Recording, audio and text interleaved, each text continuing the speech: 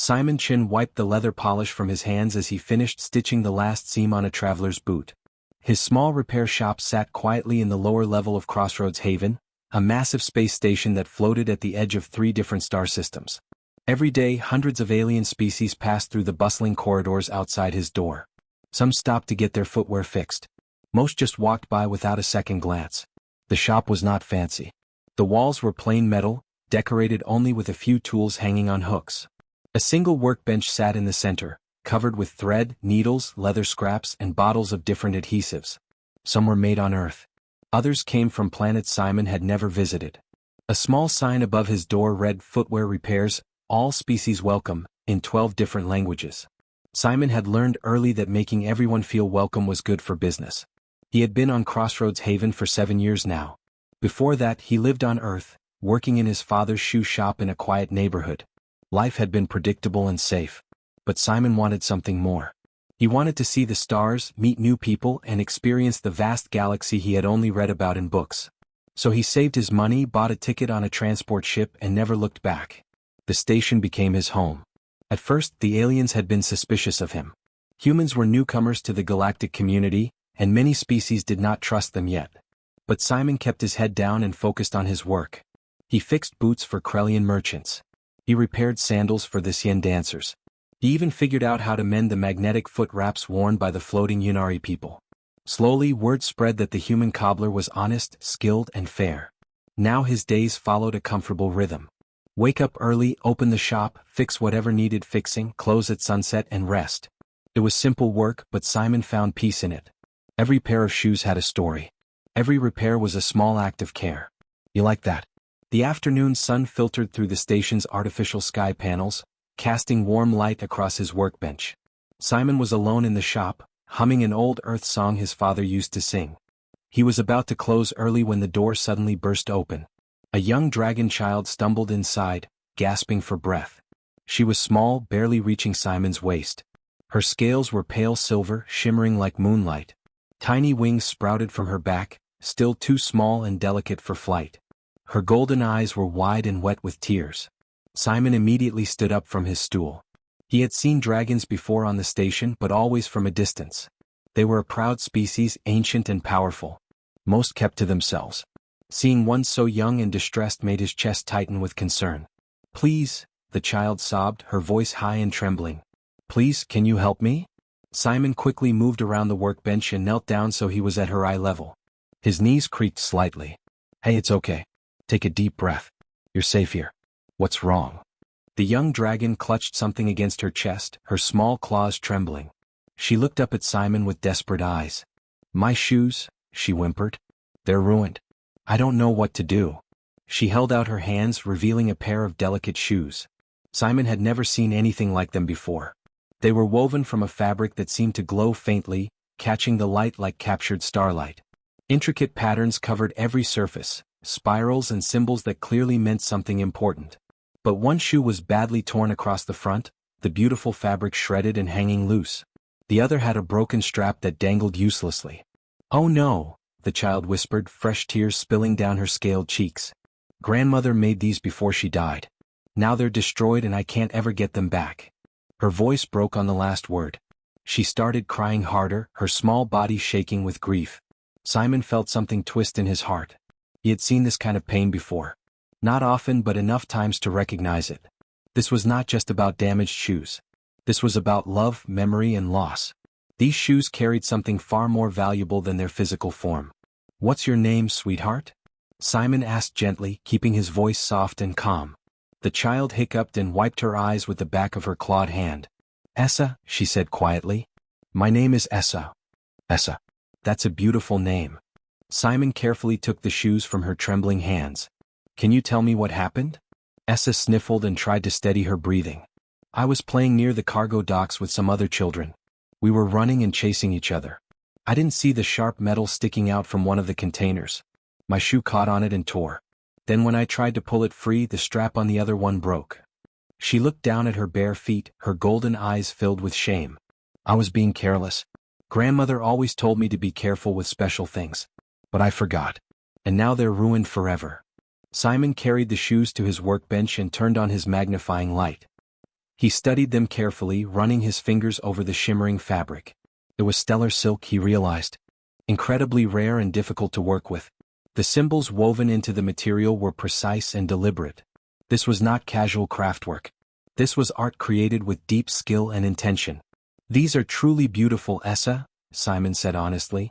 "Your grandmother was very talented." Essa's expression softened slightly, pride mixing with her sorrow. "She was the best weaver in our province back home. Everyone said so. She spent 3 months making these for me. They're for my bonding ceremony next month." "Bonding ceremony?" Simon asked, genuinely curious. "It's when young dragons make promises to honor our families and ancestors," Essa explained, her voice steadier now. "We wear special ceremonial clothes that represent our heritage. These shoes were supposed to be mine. Grandmother finished them just before she got sick. She told me they would help me walk proudly into my future while remembering my past." The child's eyes filled with tears again. "But now they're destroyed. I can't wear broken shoes to the ceremony. Everyone will see. And grandmother isn't here to make new ones. I ruined the last thing she ever made for me." She started crying again, harder this time. The grief poured out of her in waves. Simon set down the shoes and knelt beside Essa again. He did not touch her, respecting the space between species, but he spoke with firm kindness. "Essa, look at me." The young dragon lifted her tearful eyes to meet his. "I'm going to fix these shoes," Simon said clearly. "I promise you. They'll be ready by sunset." Essa stared at him in disbelief. "Really? But they're dragon-made. You're human. Can you even work with stellar silk? Do you know what the symbols mean? What if you fix them wrong?" Simon smiled gently. "I'll figure it out. That's what I do here, Essa. I fix things that are broken. And these shoes aren't just broken objects. They're important to you. They carry your grandmother's love. That makes them worth every bit of effort." He stood and moved back to his workbench, already mentally cataloging what he would need. "But I'm going to need your help. I want to make sure I do this right. Can you tell me about these symbols? What do they mean? I don't want to accidentally repair them incorrectly and dishonor your grandmother's work." Essa's mouth fell open slightly. You actually care about getting the symbols right?" "Of course I do," Simon said, pulling up his digital tablet where he kept files on different species' cultural practices. "If something is worth fixing, it's worth fixing properly. Your grandmother put love and meaning into every stitch. I'm not going to disrespect that by being careless." For the first time since entering the shop, Essa's expression changed. The despair began to lift, replaced by fragile hope. She walked to the workbench and looked up at the shoes under the bright light. "This spiral here," she said, pointing with one small claw, "represents the eternal cycle of life. And these interlocking circles mean family bonds that cannot be broken, even by death." Simon listened carefully, making notes on his tablet. He asked questions. He wanted to understand not just what the symbols looked like but what they meant, why they mattered, and how they fit into dragon culture. Outside, across the busy plaza, a tall figure stood watching through the shop window. King Veros wore simple traveler's clothing, his royal identity hidden. He had been searching for his lost niece for hours, worried and afraid. When he finally spotted her running into the human shop with tears streaming down her face, his heart had clenched with dread. But now he stood still, watching something unexpected unfold. The human had not turned the child away. He had not dismissed her tears or told her the problem was too difficult. Instead, he had knelt down, listened with patience, and made a promise. King Veros settled onto a bench in the plaza. He would wait and watch this human carefully. His sharp dragon eyes missed nothing as Simon and Essa bent over the workbench together, the child's voice growing stronger as she explained her heritage to a stranger who genuinely wanted to understand. Simon flipped the sign on his shop door to closed, and locked it from the inside. Through the window he could see other merchants still conducting business in the plaza. Customers walked past, some glancing curiously at his darkened shop. It was unusual for him to close in the middle of the afternoon. But this work required his complete attention. He returned to his workbench where Essa sat on a tall stool, her small legs swinging nervously. The torn shoes lay under the bright magnifying light, looking even more delicate and fragile than before. Simon pulled up a second stool and sat down beside the young dragon. "All right, Essa," he said gently. "I need you to tell me everything about these shoes. Every symbol, every color, every detail. Take your time. We're not rushing this." Essa nodded seriously, her golden eyes focused on the precious items before her. She pointed to a spiral pattern woven into the toe of the left shoe. "This is the eternal cycle. It represents how life flows from one generation to the next. Grandmother always said that we carry our ancestors with us wherever we walk. Simon typed notes into his tablet, making sure to capture every word exactly. The eternal cycle, he repeated. And it goes on the left shoe specifically, or does it appear on both? Just the left, Essa said. Because the left foot steps forward first when we enter sacred spaces. It leads with the wisdom of those who came before us. That's beautiful, Simon said softly. He meant it. He had repaired thousands of shoes in his life, but he had never stopped to think about the deeper meaning behind their design. What about this pattern here? He pointed to a series of interlocking circles on the right shoe, the one with the broken strap. Those are the unbreakable bonds, Essa explained, her voice growing stronger as she spoke. Each circle represents a member of the family. See how they overlap? That shows we're connected even when we're apart. Even when someone dies, their circle remains part of the pattern. Simon studied the design carefully. 7 circles interlocked in a complex arrangement. He counted them twice to be sure. 7 circles. 7 family members? Essa nodded. Grandmother, grandfather, my mother, my father, my older brother, my younger sister, and me.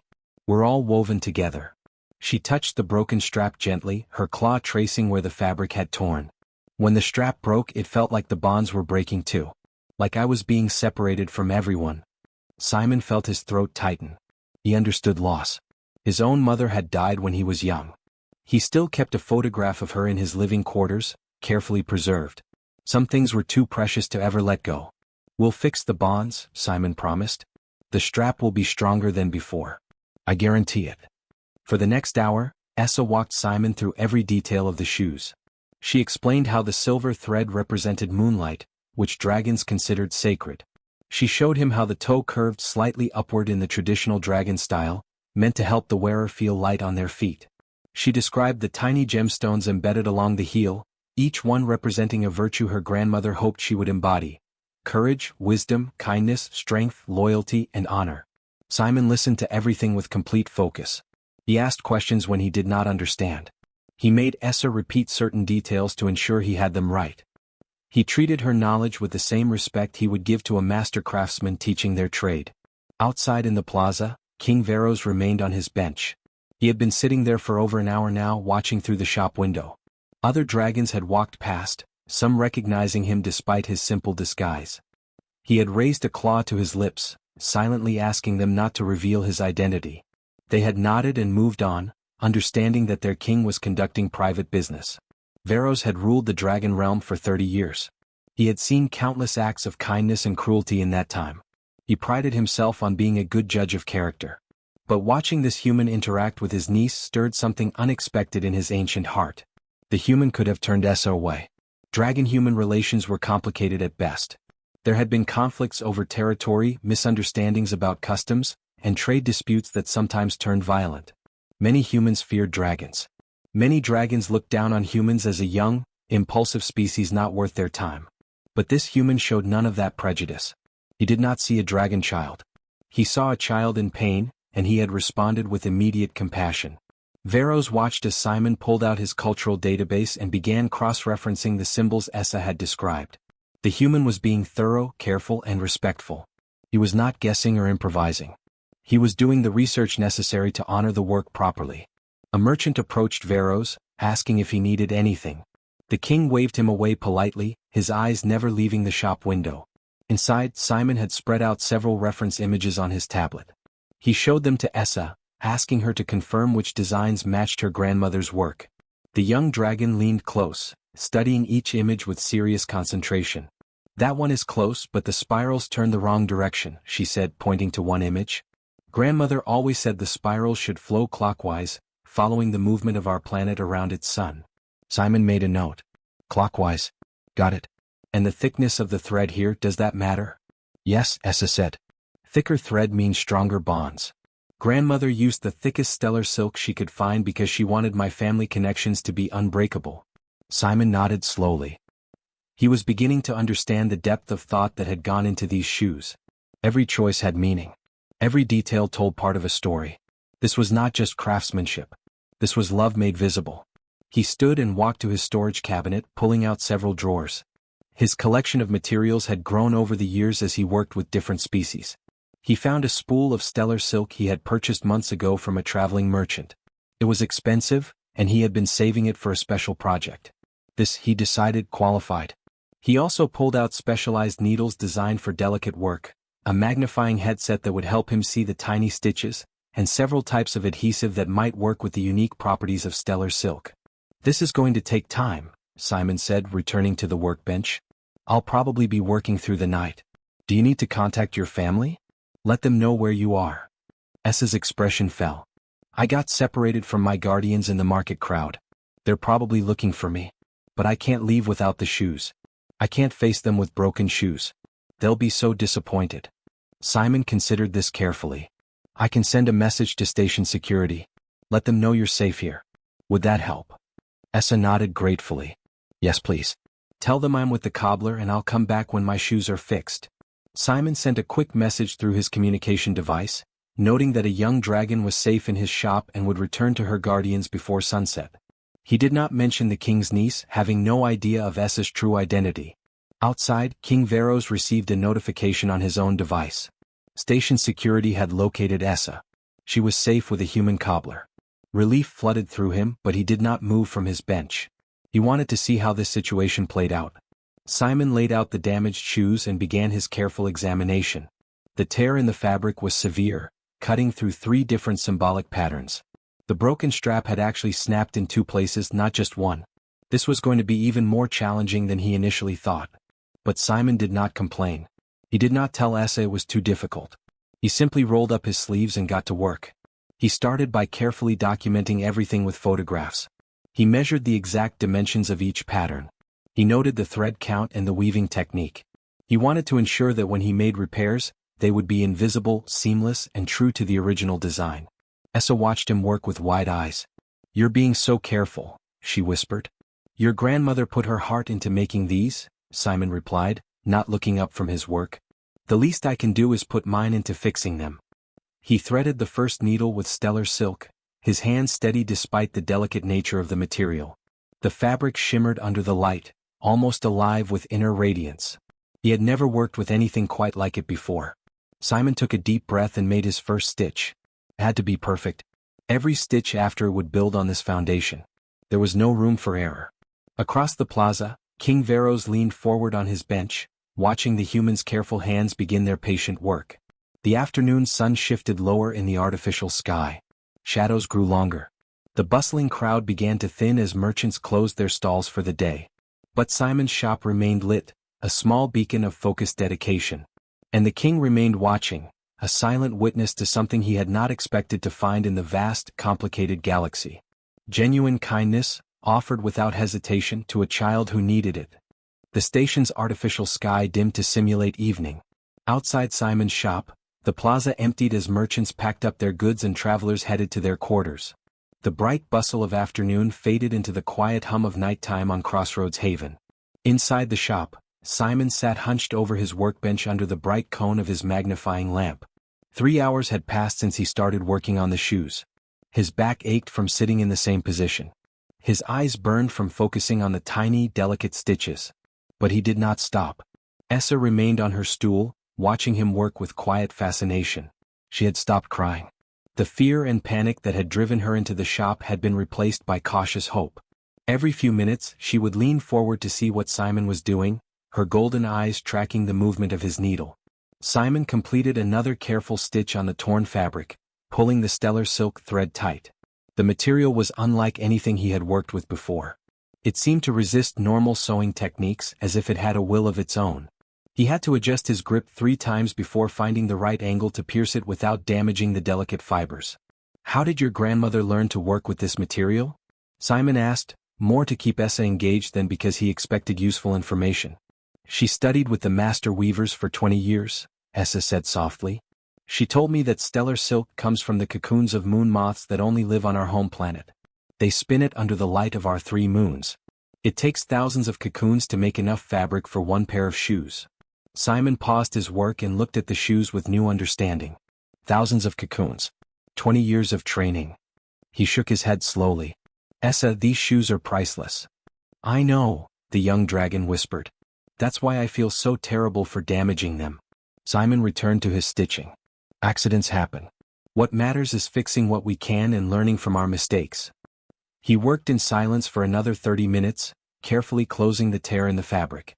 The stitches had to be tiny, almost invisible, following the exact pattern of the original weave. Sweat beaded on his forehead despite the cool temperature in the shop. Finally, he sat back and examined his work under the magnifying glass. The tear was closed. The fabric held together. But something was wrong. Even with his careful stitching, the repair was visible. The new thread did not quite match the original. The tension was slightly different. Anyone with a trained eye would see it immediately. Simon frowned. This was not good enough. Not for something this important. He turned his attention to the second shoe, the one with the broken strap. He had assumed it would be easier to repair than the torn fabric. But as he examined it more closely under the bright light, his heart sank. The strap had not just broken. It had completely deteriorated in 2 places. The stellar silk had weakened over time, and the stress of S's accident had caused it to fail catastrophically. The remaining fabric was fragile, almost crumbling at the touch. Simon gently probed the damaged areas with his smallest tool. The strap crumbled further. He stopped immediately, afraid of causing more damage. "What's wrong?" Essa asked, noticing his expression. Simon set down his tool and rubbed his tired eyes. He looked at the young dragon, trying to figure out how to explain the problem without crushing her hope. "Essa, the strap on this shoe is more damaged than I thought. It's not just broken. The material itself has weakened. I can't repair it with normal stitching. The fabric won't hold." Essa's face fell. "So you can't fix it?" "I didn't say that," Simon said quickly. "But fixing it means I'll need to completely reconstruct the strap. Replace it entirely with new material. That's much more complicated than a simple repair." "Can you do that?" Essa asked, her voice small and worried. Simon looked at the shoe, then at his cabinet of materials. The spool of stellar silk he had used for the first repair was nearly empty. He had maybe enough for a few more stitches, but certainly not enough to recreate an entire strap. He stood and walked to his storage cabinet. In the back, behind his regular supplies, he kept a special drawer. Inside were materials he had collected over the years, rare and expensive items he had been saving for significant projects. Things he told himself he would only use when the perfect opportunity came along. He pulled out the drawer and looked inside. There, wrapped in protective cloth, was a larger spool of stellar silk. He had purchased it 2 years ago from a dragon merchant who was retiring. The price had been enormous, nearly a month's earnings. Simon had bought it anyway, telling himself that someday he would create something worthy of such beautiful material. He unwrapped the cloth and held the spool up to the light. The silk shimmered with that same inner radiance, pure and perfect. Essa watched him from across the shop. "Is that what you need?" Simon nodded slowly. "Yes. But this is very expensive material. I've been saving it for something special." "I don't have enough money to pay you for it," Essa said quietly, looking down at her claws. "I only have a few credits." "That's not enough, is it?" Simon looked at the young dragon, at her worried face and slumped shoulders. He thought about her grandmother weaving these shoes with love and patience. He thought about the bonding ceremony, and what it would mean for Essa to walk into that important moment with broken shoes. He thought about why he had become a cobbler in the first place. It was not for money. It was because fixing things, helping people, making small differences in their lives, gave him a sense of purpose that nothing else could match. "This is something special," Simon said simply. He carried the spool back to his workbench. "And you don't need to pay me, Essa. Some work is its own reward." The young dragon's eyes widened. "But you said it's expensive. You've been saving it for 2 years. And I can't think of a better use for it than this," Simon said, already measuring out the length he would need. "Your grandmother's work deserves the best materials. And you deserve to walk into your ceremony with your head held high." Essa's eyes filled with tears again, but this time they were different. Not tears of grief, but of gratitude. "Thank you," she whispered. Simon began the painstaking work of reconstructing the strap. First, he had to carefully remove what remained of the old one without damaging the rest of the shoe. This took nearly an hour, working with tools so delicate they were barely larger than toothpicks. Then came the real challenge. He had to weave a new strap that matched the original exactly. Same width, same pattern, same tension. The unbreakable bond symbol had to be recreated perfectly, with all 7 circles interlocking in the precise arrangement. He pulled up the photographs he had taken earlier, studying them from every angle. He made practice attempts on spare fabric, checking and rechecking his technique. Only when he was absolutely confident did he begin working on the actual shoe. The night deepened. The station's corridors outside grew silent. Most residents had gone to sleep.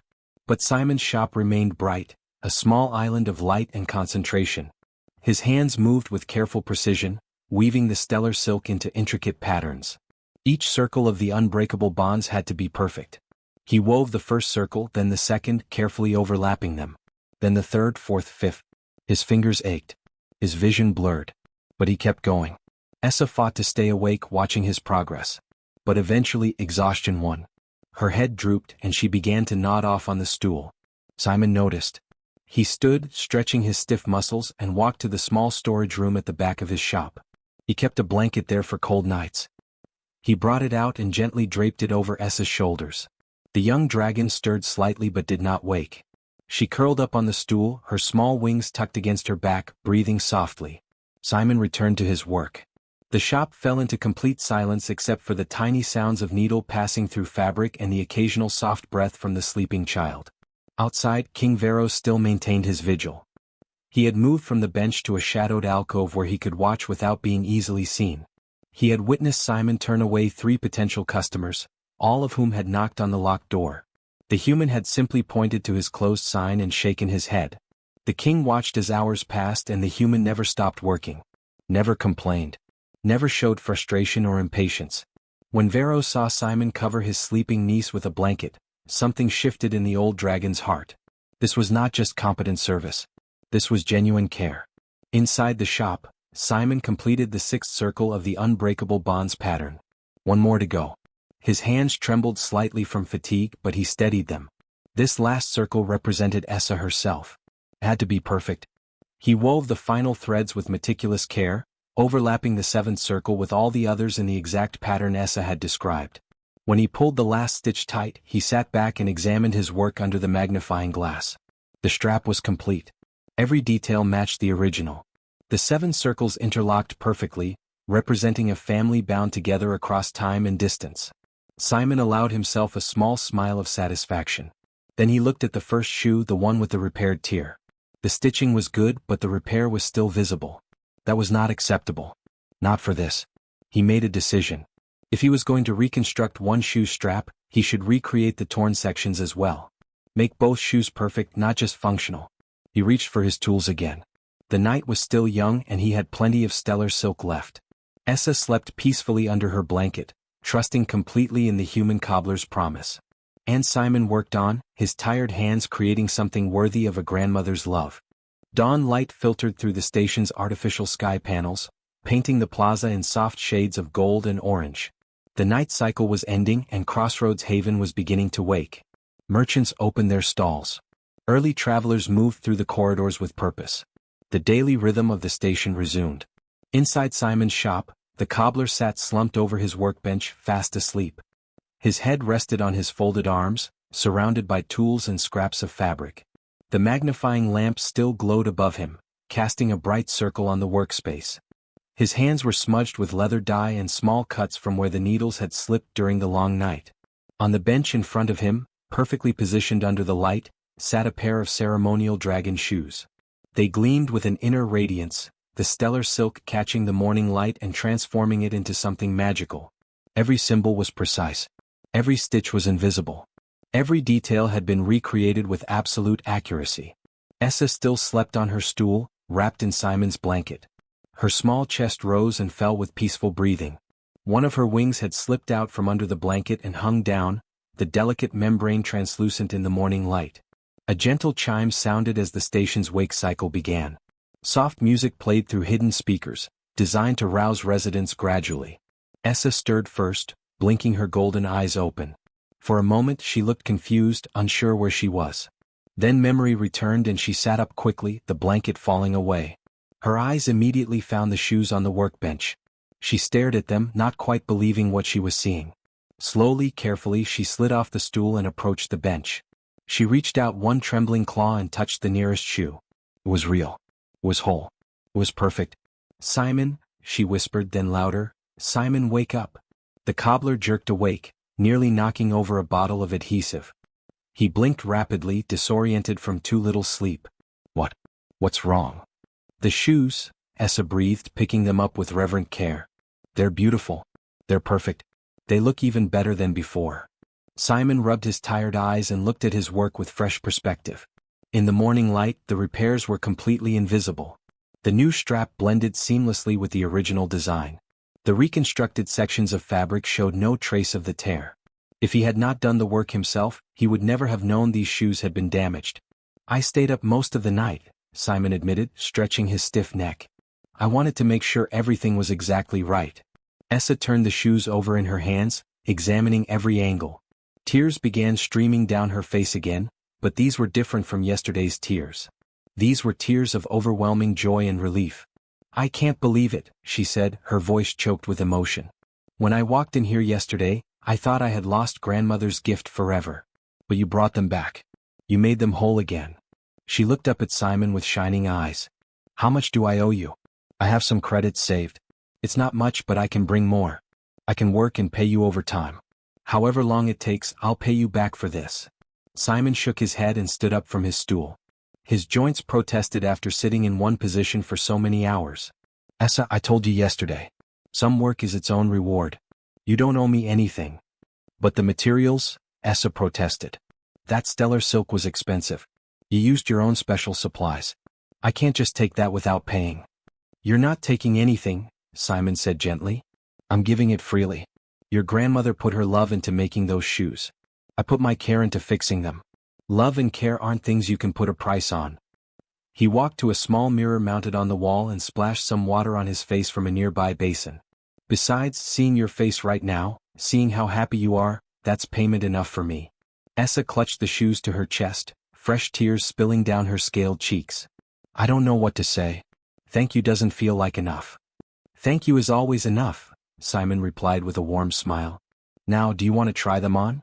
Make sure they fit properly? Essa nodded eagerly and sat down on the stool. She carefully slipped the first shoe onto her right foot.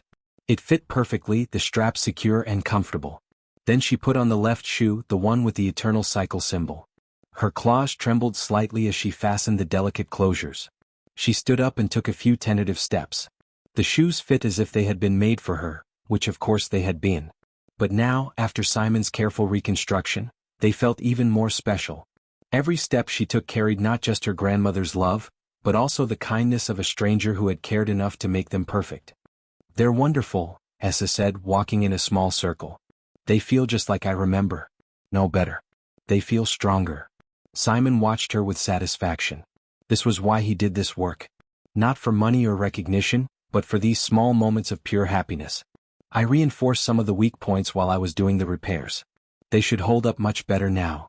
Essa stopped walking and looked at Simon seriously. When I walk into my bonding ceremony wearing these shoes, I'm going to think of you. And I'm going to tell everyone the story of the human cobbler who fixed them with such care. You don't need to do that, Simon said, embarrassed by the praise. Yes, I do, Essa insisted. Because what you did matters. You treated me with kindness when you didn't have to. You honored my grandmother's memory even though you never met her. That deserves to be remembered. Before Simon could respond, the shop door chimed. Both of them turned to see a tall figure entering. The dragon was massive, easily 7 feet tall, with deep bronze scales that seemed to glow with inner fire. He wore simple traveling clothes, but there was something about the way he carried himself that spoke of authority and power. Essa's eyes went wide. She immediately dropped into a formal bow, her head nearly touching the floor. Your Majesty, she whispered, her voice filled with shock and fear. Simon looked between the newcomer and Essa, confused. Majesty? He repeated. I don't understand. The tall dragon smiled gently at Essa, then turned his attention to Simon. I am Veros, king of the dragon realm. And this young one is my niece, though she was supposed to be under the supervision of her guards when she somehow wandered off yesterday. Simon felt his stomach drop. He had been working on the king's niece's shoes all night without knowing it. He had made a royal family member sleep on a stool in his shop. He had covered her with an old blanket. A dozen possible protocol violations ran through his mind. I apologize, Your Majesty, Simon said quickly, trying to remember if humans were supposed to bow to dragon royalty. I had no idea. If I had known, I would have. You would have what? King Veros interrupted, his voice calm but commanding. Treated her differently? With more care than you already showed. Simon fell silent, unsure how to respond. The king walked slowly around the shop, his sharp eyes taking in every detail. He noticed the tools still spread across the workbench. He saw the scraps of stellar silk carefully saved in a small container. He observed Simon's tired face and stained hands. "I have been watching you since yesterday afternoon," Veros said. "I stood in the plaza for hours. I watched you close your shop and turn away customers. I watched you work through the entire night without stopping. I saw you cover my niece with a blanket when she fell asleep." He picked up one of the discarded practice pieces Simon had used to perfect his technique. "I watched you practice the same stitch 20 times before you were satisfied enough to use it on the actual shoe." Simon shifted uncomfortably under the king's gaze. "I just wanted to do good work, sir." "You did far more than good work," Veros said, setting down the practice fabric. "You showed genuine care for a crying child who was a complete stranger to you. You honored the cultural significance of these shoes without being asked. You used your own precious materials without expecting payment." The king turned to face Simon directly. "Do you know what I came to this station to observe?" Simon shook his head. "I came to see how my people are treated in neutral territories," Veros explained. "There have been reports of discrimination, of dragons being refused service or treated with disrespect. I wanted to see the truth for myself." He gestured toward Essa, who still stood frozen in her formal bow. "When I saw my niece run into your shop crying, I expected the worst. Our two species have a complicated history. I thought perhaps you would turn her away or take advantage of her distress, or show the kind of casual cruelty I have seen too often in my travels." The king's expression softened. "Instead, I witnessed something I had almost stopped believing existed in this galaxy. Pure, uncomplicated kindness." Simon did not know what to say. He simply stood there, exhausted and overwhelmed, trying to process everything that was happening. King Veros stepped closer and placed a large clawed hand on Simon's shoulder. "You treated my niece not as a dragon or as potential prophet, but as a child who needed help. That is a rare quality, Simon-chin. Rarer than stellar silk or precious gems." Essa finally lifted her head from her bow, looking between her uncle and the cobbler who had helped her. "Come here, Essa," the king said gently. The young dragon walked to her uncle's side, still wearing her perfectly repaired shoes. Veros knelt down and examined the shoes carefully, his experienced eyes noting every detail of Simon's craftsmanship. "These are exquisite," he said finally. "The work is flawless. Your grandmother would be proud, Essa. And I believe she would be grateful to this human for honoring her memory so beautifully." He stood and looked at Simon again. "You have done something remarkable here. And it will not be forgotten." Simon stood in his small shop, facing the Dragon King, trying to understand everything that was happening. His mind felt foggy from lack of sleep, and the revelation that he had been working on royalty's shoes all night made his exhaustion worse. He wanted to sit down but felt that would be disrespectful. King Veros noticed Simon swaying slightly on his feet. "Please sit," the king said, gesturing to the stool. "You have worked all night. I will not have you collapse from exhaustion in your own shop." Simon gratefully sank onto the stool, relieved that the king was not offended. Essa remained close to her uncle, still wearing the repaired shoes, occasionally glancing down at them with wonder. "I need to explain something to you," Veros began, his deep voice filling the small space. "I told you I have been watching since yesterday afternoon. But the truth is more complicated than that." He walked to the shop window and looked out at the waking plaza. "I have been on this station for 2 days, not one. I arrived quietly, without my royal guard, without announcements or ceremony. I dressed as a common traveler and walked among the crowds, listening and observing." Simon listened carefully, wondering where this explanation was leading. "Do you know what it is like to rule a proud species?" Veros asked, not expecting an answer. "Dragons have existed for thousands of years. We have built empires, created art, and developed technology that other species envy. We are strong, intelligent, and ancient." He turned back to face Simon. "But we are also arrogant. We believe ourselves superior to younger species. And that arrogance has created problems." The king began pacing slowly, his claws clicking softly on the metal floor. "In recent years, as more species joined the galactic community, there have been conflicts. Trade disputes, territorial disagreements, cultural misunderstandings. And increasingly, I have received reports that dragons traveling in neutral territories face discrimination." "Discrimination?" Simon repeated, surprised. "But dragons are so powerful. Who would dare?" "Fear often breeds hostility," Veros interrupted. "Some species fear our strength and refuse us service. Others resent our history of dominance and treat us poorly out of spite.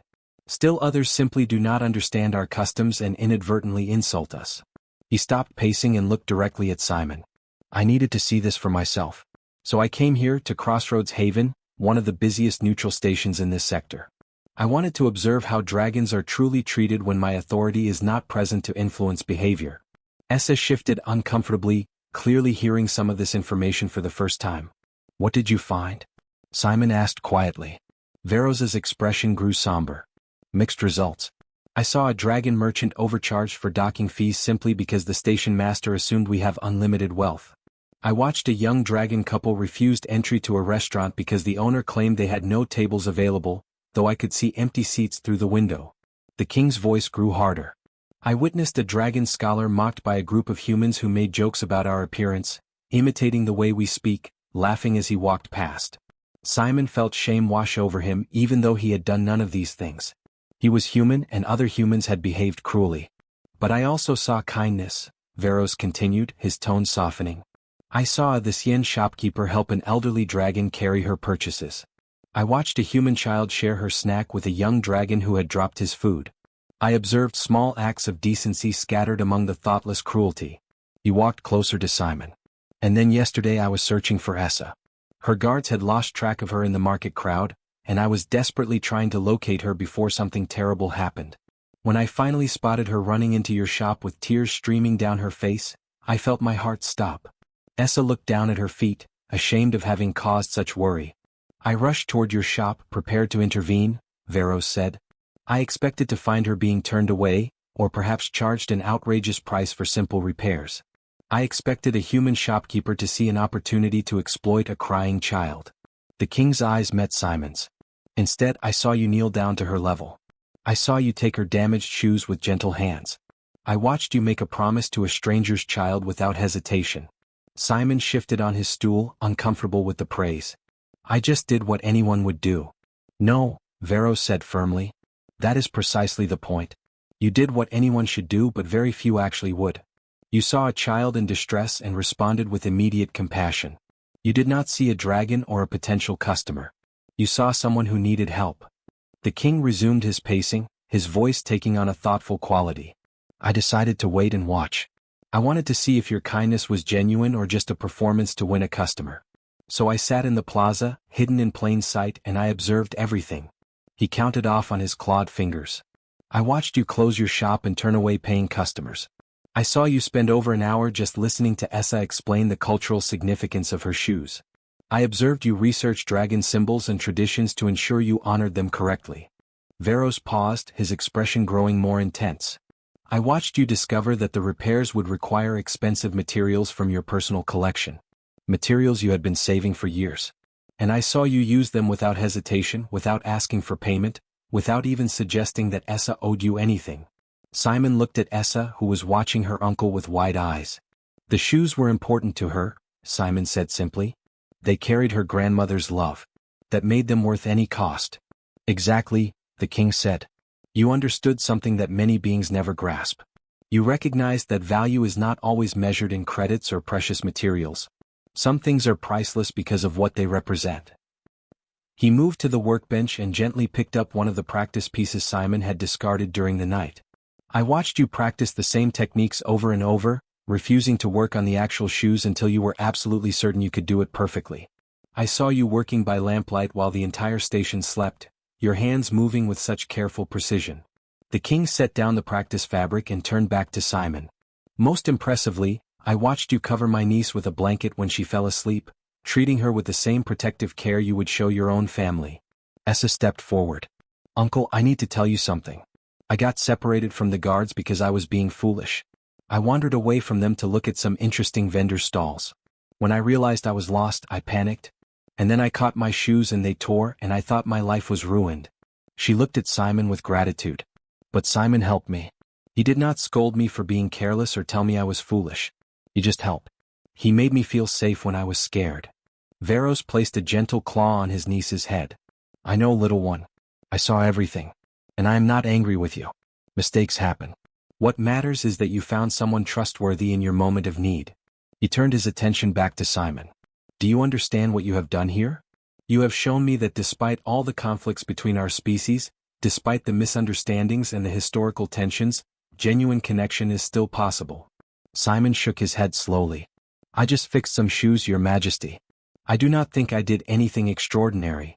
That is what makes it extraordinary, Veros said with a slight smile.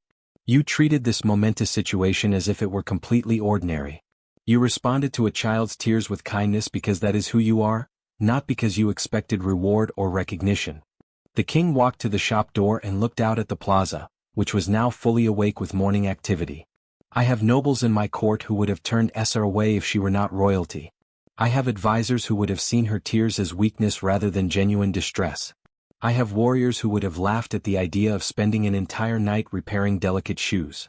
He turned back, his expression serious. Yet you, a human cobbler running a modest shop on a trading station, showed more nobility of character than beings who were born into privilege and power. You demonstrated what true honor looks like. Simon felt overwhelmed. He had simply done what felt right, what his own father had taught him years ago. Treat others with respect. Help when you can. Do good work. These were not complicated principles, just basic human decency.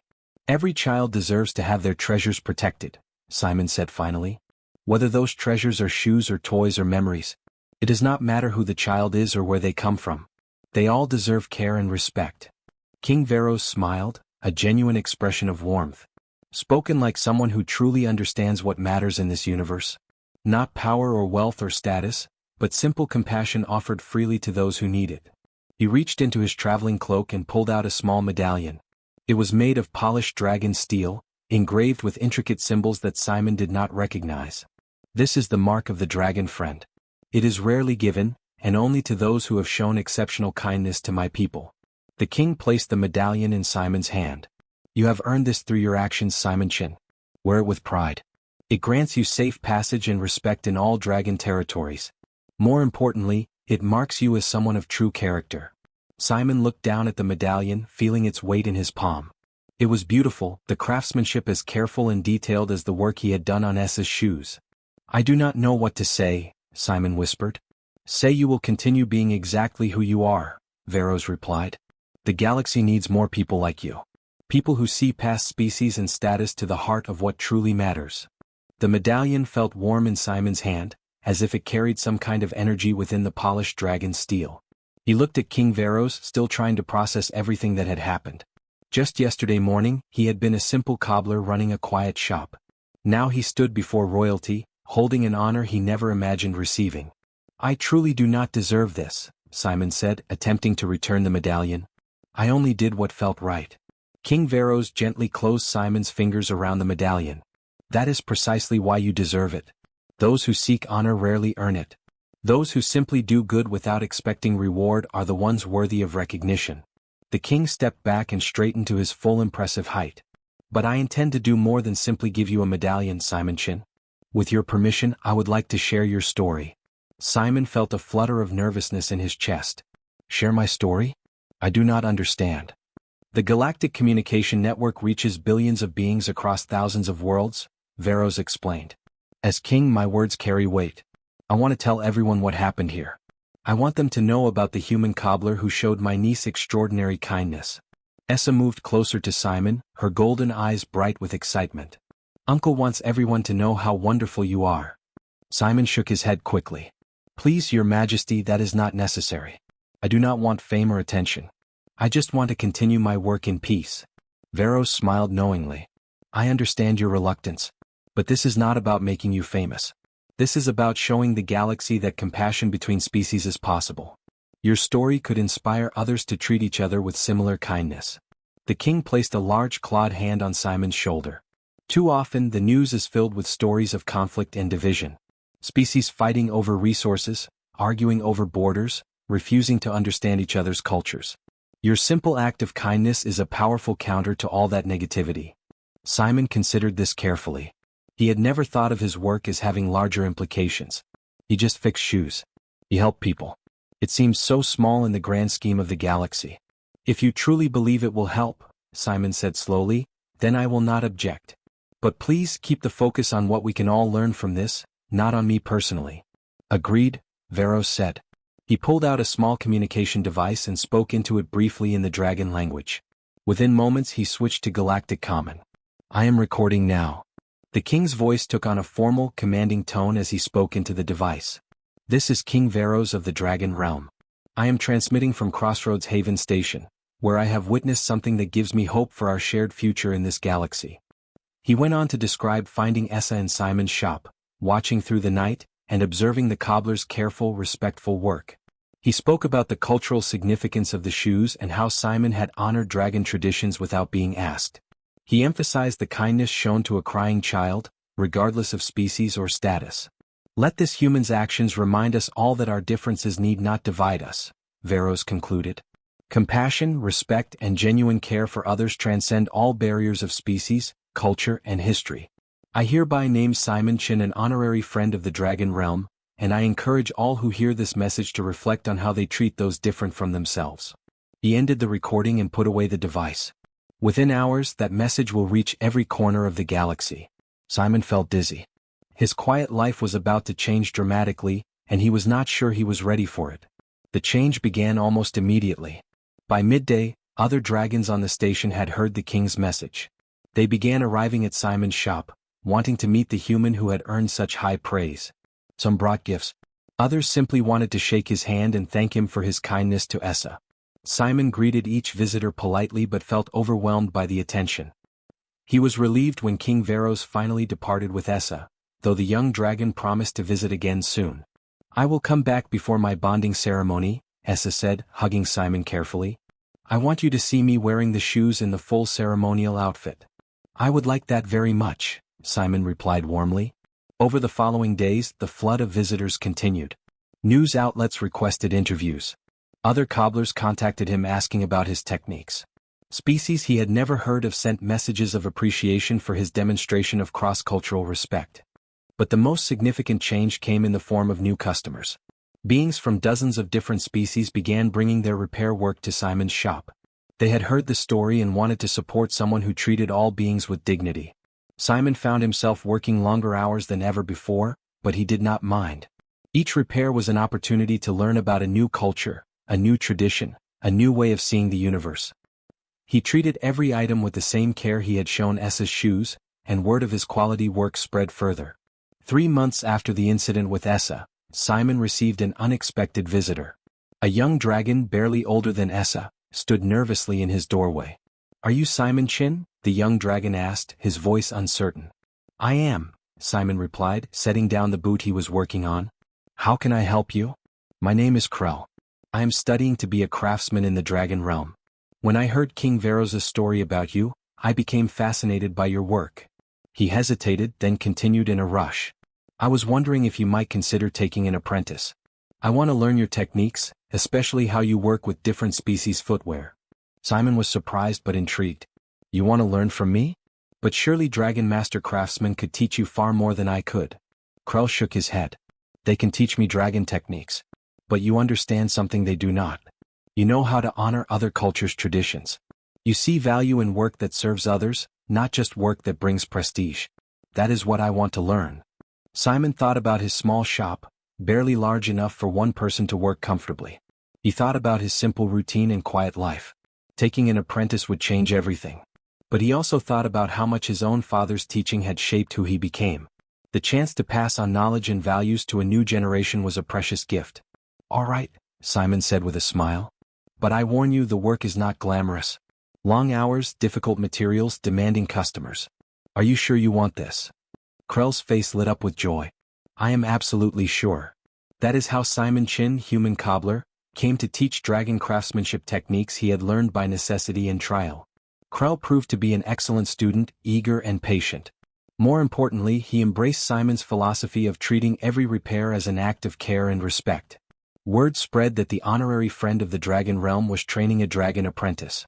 The symbolism was powerful. A human teaching a dragon. Species learning from each other.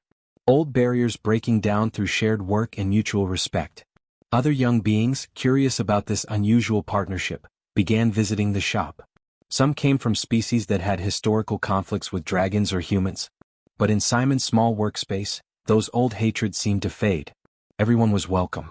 Everyone was treated with dignity. Everyone was invited to learn. Simon did not set out to become a bridge between species. He simply continued doing what he had always done, fixing what was broken with care and patience. But that simple consistency became its own kind of teaching. Essa kept her promise and visited regularly. She came before her bonding ceremony, wearing her repaired shoes with the full ceremonial outfit. She looked radiant, and Simon felt proud to have played a small part in her important day. She also came after the ceremony, bringing friends who wanted to meet the famous cobbler.